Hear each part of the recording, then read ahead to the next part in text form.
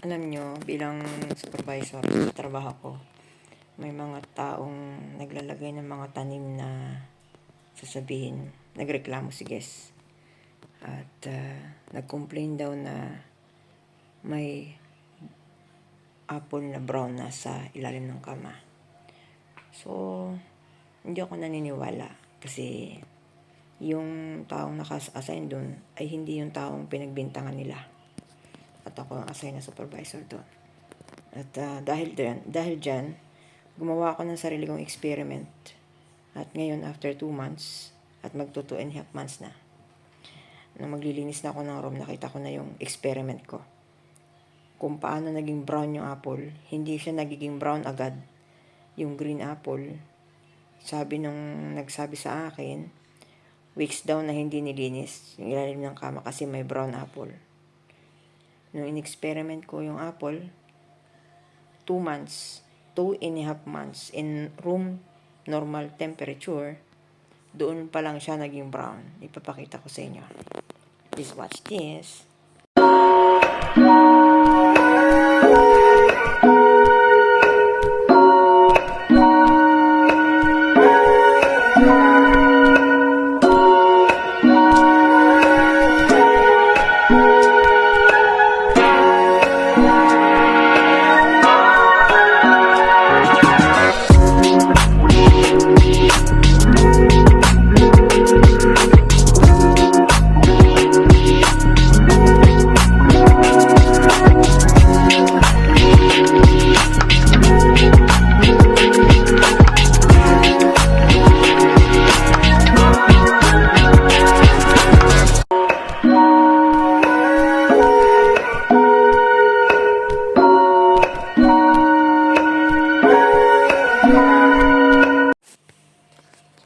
Ito yan.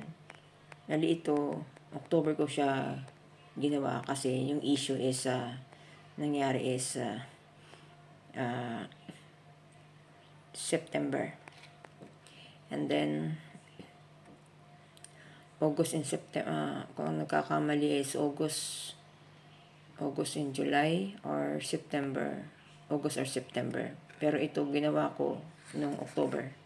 So, nilagyan ko siya ng markings na ito ay dun sa kaso na pinagbintangan yung Pilipina. Pero hindi siya ang naglinis ng kama na ini-stand.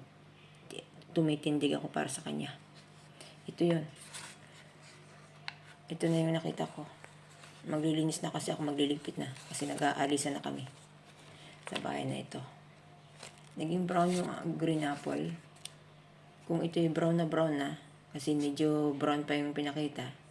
Now, is 2.5 months na. It's maybe 1.5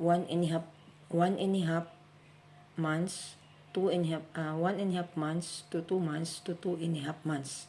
Brown pa rin yung green apple. Kaya, huwag silang basta manghuhula ng bintang sa tao na hindi naman ginawa. Ito lang yan. Kasi tayong mga Pilipino, mahuhusay tayong magtrabaho. Pero yung sisiraan yung ating gawa para lamang sa reputasyon nila. Hindi ang katanggap-tanggap.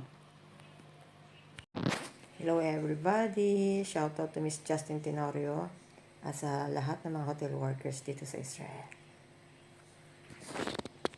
Kaya tayong mga Pilipino, huwag lang tayong tango ng tango. Be alert. At alam nyo ano yung trabaho nyo. Kung paano nyo tinrabaho. Hindi palaging kung ano yung binibintang sa inyo, i-accept nyo sa inyo. May mga bintang na totoo, pero may bintang na hindi totoo. Kaya, stand for yourself. Itindig nyo ang sarili nyo bilang mga Pilipino. Bye-bye!